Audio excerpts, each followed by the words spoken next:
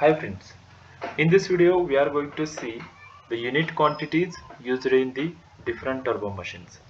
These are very useful to compare the different types of the turbines, okay, and to finding out the characteristics of the turbine which is depend on the head of the hydroelectric power plant. So what is unit quantities? In this particular one we are going to see or we are going to find out the equation for the unit speed, that is N1, unit power P1, and the unit discharge. Okay, and these are the calculated for the head when the head of the water on the turbine is the 1 meter or the unit weight. Okay, the results of the turbine when expressed in the terms of unit head, unit discharge and unit power, those are the called as results on the unit quantities. The condition of the turbine under unit heads are such that the efficiency of the turbine remain unaffected. Means the efficiency, overall efficiency will remain unaffected. It is the constant one. So to finding out the unit quantity means we does not going to scale up or the scale down the turbine, actual turbine. The dimensions and the shape of the actual turbine remains same. Okay, we are only going to reduces the head which is working or the applying under which the particular turbine is working. Okay, we are just reducing that head to the 1 meter, or we can say the 1 unit. It may be a in MK system or it may be a SI system. Generally we are using the SI system, that's why we taking head is equal to the 1 meter. Okay, so when we reduces the head on the turbine to the 1 meter, what will be the its speed, what will be the its discharge, and what is the power will be developed by the turbine. Those quantities are known as the unit quantities.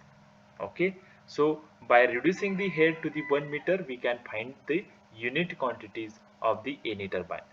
Now what is the significance of these unit quantities?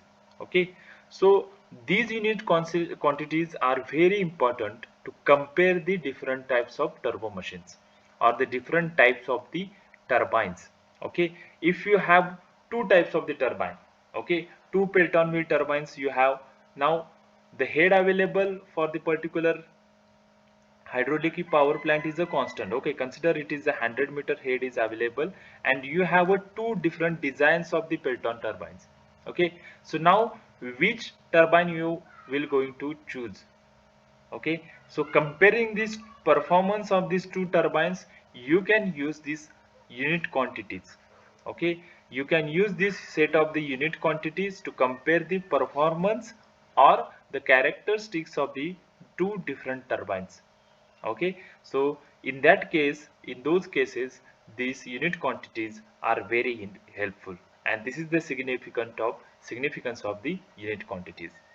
Now we will going to see the derivations and the expressions which are used to finding out these unit quantities. Okay, first of all, the unit speed. Now it is defined as the speed of the turbine working under the unit head, that is the generally 1 meter we are considering, and it is denoted by the NU or N1. Okay, so here the terminology we are going to use that this N means the speed of the turbine under the head H. Okay, this head must may be a more than 1 or less than 1 meter, whatever the head of the hydroelectric power plant. The H, that is the head under which the turbine is working, and U is the tangential velocity, or in the case of Pelton wheel turbine we are considering it is the velocity of this particular runner. Okay, velocity of the runner, that is the tangential velocity of the runner. Now we know the unit speed. Unit speed of a given turbo machine is the speed of the same machine when the head of machine is the 1 meter or the head of machine is the 1 unit. So from here we can calculate or we can find out the equation for the unit speed. Okay, first of all we know the tangential velocity of the runner it's calculated by this particular formula. The u is equal to the pi dn upon 60. So here d is the diameter of the runner and the n is the speed of the runner. Okay, now we already know the u is equal or directly proportional to the jet velocity. Okay, so and the jet velocity is equal to the 2gh, where h is the net head. Okay, so from this equation we can write down the small u is directly proportional to the 2 root 2gh. Okay, and from here we can write down, from these two equation 1 and equation 2, we can write down the n, speed of the turbine, is directly proportional to the tangential velocity u, and this is again directly proportional to the under root h, head under root. Okay, now to from this equation we can write down n is directly proportional to the root h. Okay, so this is the directional proportional sign. To convert that into the equal sign, we have to take one constant, that is the c1, constant c1, that is known as the proportionality constant. Proportionality constant. Okay, so now we have to find out the value of c1. For that we are considering the head. When we take the value of head is a 1 unit, then this particular speed is known as the unit speed. Okay, so we are putting this one in this particular equation and we got this one. So here n1 is equal to c1 into the under root 1, that is the root of the 1 is a 1. Okay, so c1 is equal to the n1. Again putting into this particular term, we will get n is equal to the n1 into under root h. So taking this on the left hand side, finally we got the equation for the unit speed. Okay, this is the equation for the unit speed. So be ready, focus where we started. We are taking the tangential velocity u of the runner, and from that we proceed to find out the unit speed. Similar to the unit discharge, it is defined as the unit flow or the unit discharge of the given turbo machine. It is the flow through the same machine when the head of the machine under which it is working is the 1 meter of the water. Okay, similar to previous one. So here we already know that speed, discharge is directly proportional to the velocity of the jet or the velocity of the water coming out from the nozzle. Okay, and that nozzle velocity is already known, which is equal to the root 2gh. So ultimately q is directly proportional to the root h.